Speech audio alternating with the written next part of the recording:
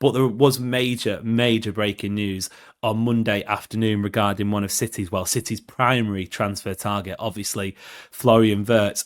If you follow us on social media, you'd have seen plenty of reactions, Instagram, TikTok clips, etc., where we give initial thoughts. But Adam, just quickly, obviously the basics, if people aren't up to date, City have reportedly pulled out of the Florian Wirtz race. There was a report in the BBC suggesting that the reason, and I want to be shoveling the salt onto this, let alone just pinching it, that City believe that the entire package, which is rumoured to be around 300 million euros, bear in mind that's transfer fee, bonuses, signing on fee, crucially wages as well across a probably 5 or 6 year contract, they believe isn't value for money. Thoughts, basically, I think anybody reading behind the lines there feel like that's kind of him having said no to City trying to save face a little bit by saying that we didn't want him anyway. We've seen it before. It was the same for Declan Rice when he chose Arsenal. Is it going to be terminal, do you think? I know you've kind of shared opinions on this before, but regardless, City losing out on a top target is always going to be a bit of a spanner in the works, regardless if you think they can fix it with other players. I think the reason that it feels like so much more of a blow than City missing out on top targets in the past, and maybe Declan Rice slightly felt like that as well, was in the past when City had missed out on top targets, whether it was Koulibaly or Jorginho or players like that they had maybe been in the race for, and then one of the other clubs, a Chelsea, Manchester United, whoever comes in and offers that 10 million more just to get it over the line. This feels like a bigger blow than those, because those were at a time when you were adding new pieces to an already successful team. And I think now there's a desperation from everybody, and rightly so after what we've seen this season. There's a desperation to fix what City have been this season as quickly and as prolifically, if that's a word, as you possibly can. And so I think, when you miss out on a player like Wirtz in the same summer that Kevin De Bruyne goes out the window, and clearly it's the end of the road, although maybe not the end of the road for the likes of, your Bernardo Silvas and Gundawans and so on and so forth, then yeah, it's a blow. But I stand by my opinion that I've had for the last few weeks and months that Florian Wirtz is not the end-all be-all to City being successful over the next 4 to 5 years or the remaining few years of Pep's contract. They've missed out on top targets before, and they've gotten maybe their second or third choice, and those players have gone on to win Ballon d'Ors, win multiple Premier Leagues, win Champions Leagues, and you still have to have a little bit of faith in Pep and some of the decision makers at the club. I get why a lot of that faith has gone out the window, and this won't help. But if you're looking at a 10-year period where it's been Pep and 2 or 3 of the same people making the decisions on the squad, yeah, the last two years have been pretty pitiful, but the previous 8 were fantastic. So you have to have a little bit of faith, and that's not meant to be happy clappy. But yeah, I think if you go into next season and you don't get Wirtz, but you get 2 or 3 of your other targets, you've still massively upgraded the squad from what it is this season. Yeah, I agree in principle that the track record, big picture, 10-year track record, because I think if you're looking at the last 18 months, 24 months, 2 years, maybe your arse starts to twitch a little bit. But I think big picture, you have to say that City have more often than not even more often than not, the majority of times, the overwhelming majority of times, got it right. What I will say is for people who are a bit concerned, I do understand it, because with De Bruyne, he is still, you look at that Saturday's FA Cup final, he created, I think it was 3 big chances, more than any other player on the team. And that was apparently, according to some people, him having a stinker of a game, which I didn't necessarily agree with to start off with. I think he was sort of sold down the river with the way that the midfield was set up around him, and he was being asked to do jobs that he clearly isn't fit enough to do. And we've kind of never seen him do that anyway. It's still not over it, as you can probably tell. But with Kevin De Bruyne leaving, he is not only the club's greatest ever player, he's not only the club's, at this moment in time, be that because of, players dipping out of form or not being up to it anymore, the most creative asset City have got.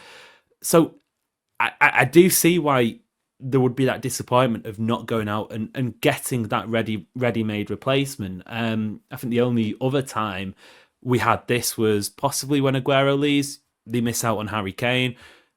I feel like they had better pieces to fix that. We had goal-scoring wingers.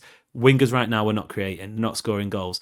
We had Phil Foden who could step into false nine, who was, getting there. Maybe, and fingers crossed, and to be honest, I think he will bounce back. Phil Foden will get more joy next season, and obviously Reinders, if he comes in, Gibbs White, etc. But I can see why people are a bit miffed. I think for me, there has to be a contingency plan. If it's not Wirtz, then it's okay.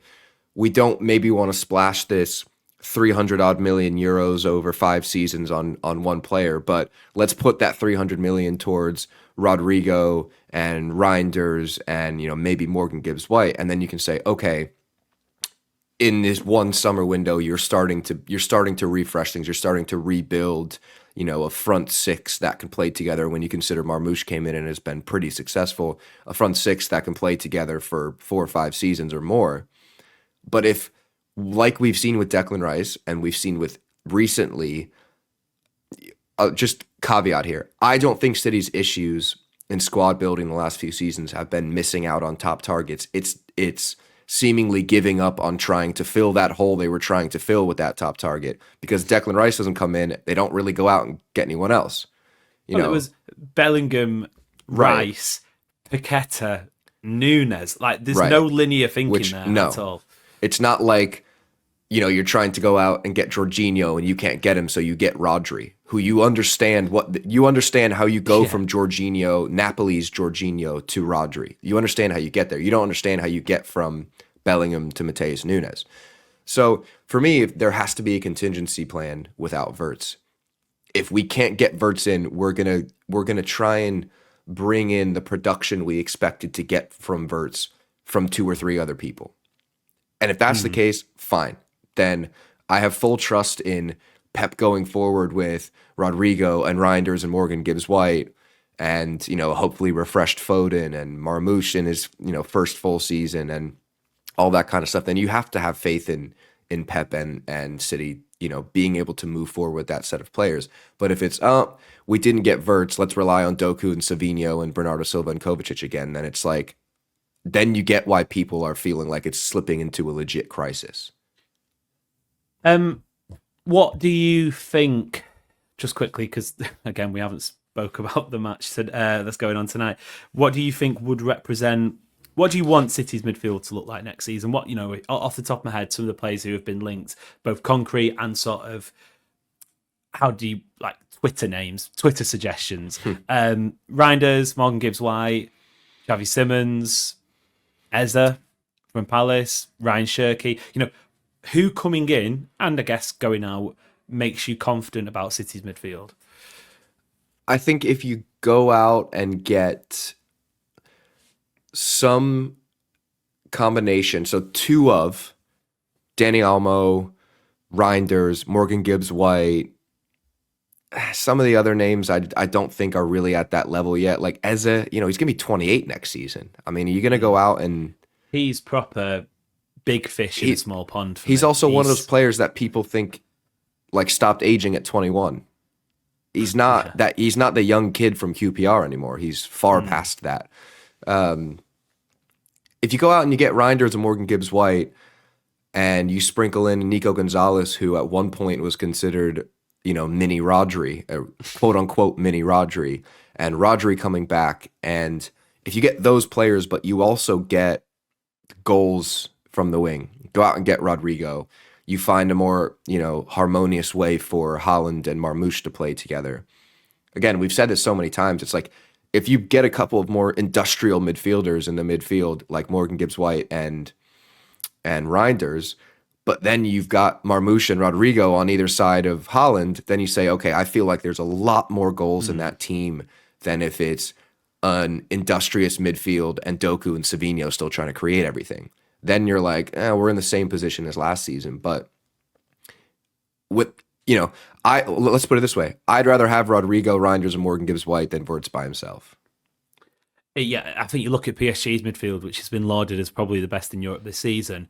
Ruiz, Getting Vitinha and João João Neves. João Palhinha. João Neves, yeah. No, who's João Palhinha? Oh, the old the Fulham guy. He's at Bayern. He just never played at Bayern. But João Neves, like that's not 25 goals. No. That's not 25 assists. Look at Klopp's midfield. Klopp's best midfield. You weren't even getting assists from them. Never mind goals, but they were so useful in how they played. You just have to sort of lean on the attack more, which City could do at one point. They just can't do that now. So for me, I've been banging this drum since day one. Get me goals in that front three, and I don't care what you do as much in the midfield. If you want to just get legs in midfield, that's fine. If you get me goals in the front three, I'm happy. That was the first part of the show. If you want more, make sure to check the City Ramble wherever you get your podcasts from.